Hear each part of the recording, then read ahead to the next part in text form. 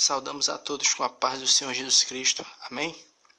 Que o Senhor nosso Deus, nessa noite, Ele possa te abençoar.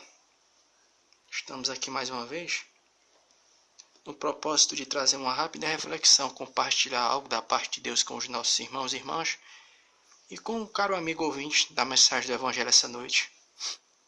O texto bíblico que se encontra no Evangelho de Lucas, capítulo 5. Evangelho segundo escreveu Lucas, capítulo 5, do versículo 1 até o 6. Vamos ler 6 versículos da palavra de Deus nessa noite. Apertando a multidão para ouvir a palavra de Deus, estava ele junto ao lago de Genesaré, e viu 2 barcos à beira do lago.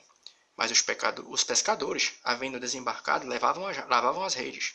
E entrou em um dos barcos, que era de Simão, e pediu-lhe que afastasse um pouco da praia, e assentando-se ensinava do barco a multidão. E quando acabou de falar, disse a Simão: Vai para o alto mar e lançai as vossas redes. Respondeu-lhe Simão: Mestre, havendo trabalhado toda a noite, nada apanhamos, mas sobre a tua palavra lançarei as redes. E fazendo assim, colheram uma quantidade de peixes tão grande que suas redes se romperam. Meus queridos, a gente aprende que quando a gente está estudando o texto bíblico, é muito legal a gente ter condição de narrar, é muito bacana de contar a história em si, né?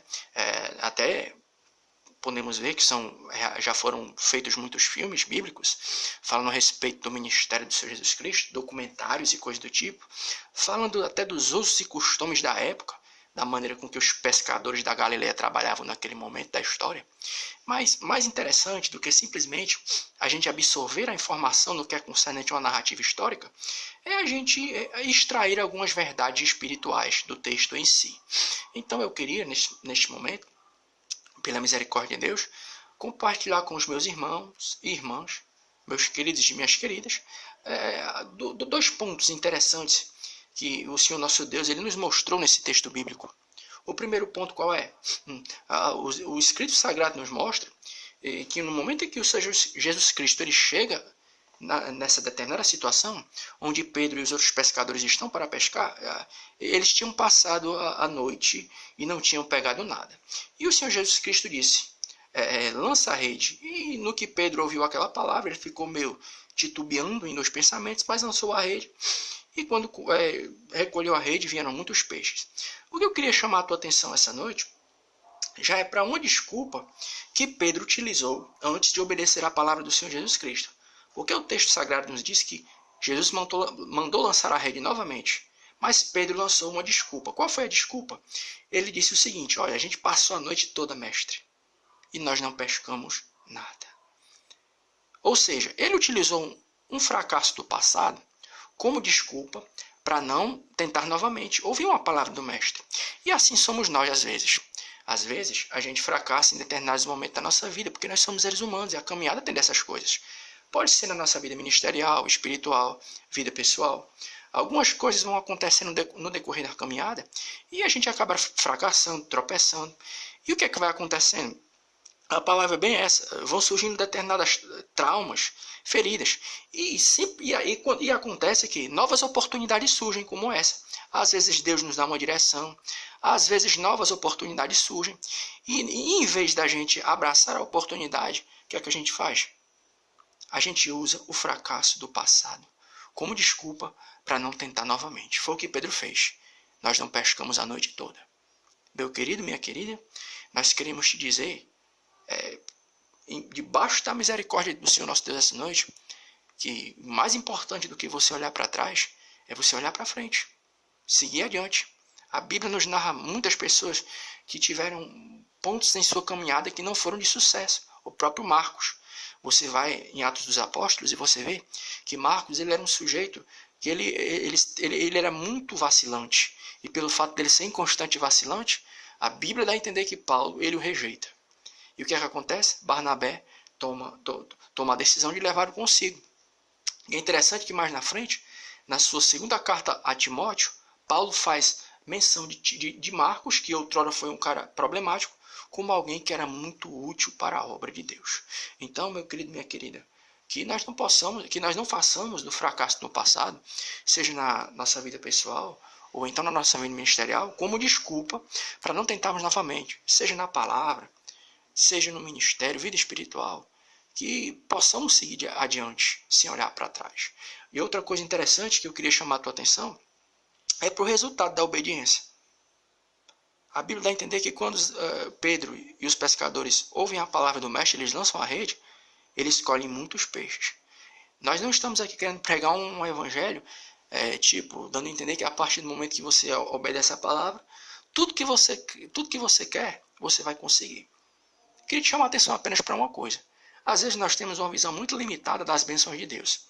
Nós podemos dizer assim, obedecer a palavra de Deus traz resultados bons, vale a pena. Mas a gente tem que entender que às vezes nós vamos ter um retorno não da maneira que a gente quer. Por exemplo, algumas pessoas pregam que a partir do momento que você recebe Jesus Cristo em sua vida, você vai ter a sua família restaurada, tudo vai dar certo, você vai prosperar, e às vezes não acontece isso.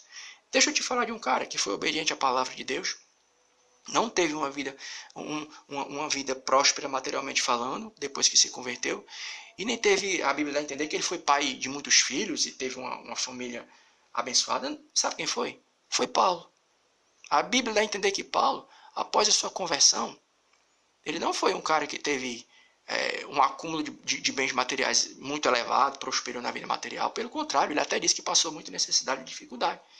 E a Bíblia também não diz que ele foi um pai de muitos filhos, teve uma família ali abençoada, né? Não. Mas em compensação, Deus abençoou ele em uma área que você vai ver poucos terem sido abençoados. Quem foi Paulo? Paulo pode não ter sido pai de muitos filhos, como Abraão foi, pai de multidão. Mas Paulo foi o quê? Foi o pai da nossa teologia como a temos hoje. Alguns vão dizer que Paulo, de todos os escritores do Novo Testamento, em matéria de teologia, foi o que produziu mais. Alguns outros vão até dizer que ele foi o que criou a espinha dorsal do Novo Testamento, sistematizando a palavra, os evangelhos. Ele foi um homem de capacidade ímpar, né? Então a gente pode entender que Deus ele pode até não ter te abençoado na área que você está pensando, mas ele pode te abençoar em outra. De repente você pode não ser aquela pessoa que possa ter um acúmulo muito grande de bens materiais, mas Deus pode te abençoar na palavra, para fazer a diferença nesses últimos dias. Então que a gente encerra essa palavra de reflexão essa noite dizendo duas coisas. Não faça dos teus fracassos passados uma desculpa para tentar novamente olhar para frente. E creia que servir a Deus, ser obediente à palavra de Deus, vale a pena. Você pode não ter um retorno até da maneira que você está pensando, mas pode ter outro. Você pode vir a ser um grande pregador da palavra, uma pregadora. Deus te abençoar poderosamente no conhecimento para que você possa abençoar outros. E sendo assim, a gente já vai aqui encerrando essa rápida reflexão, pedindo ao Senhor nosso Deus que Ele abençoe para aqueles que amanhã irão folgar no feriado, que Deus possa nos abençoar, e para aqueles que irão trabalhar, os nossos irmãos e nossas irmãs que amanhã vão trabalhar, que Deus possa te abençoar amanhã no teu ambiente de trabalho. É o que nós já pedimos e já agradecemos no nome santo do Senhor Jesus Cristo. Amém.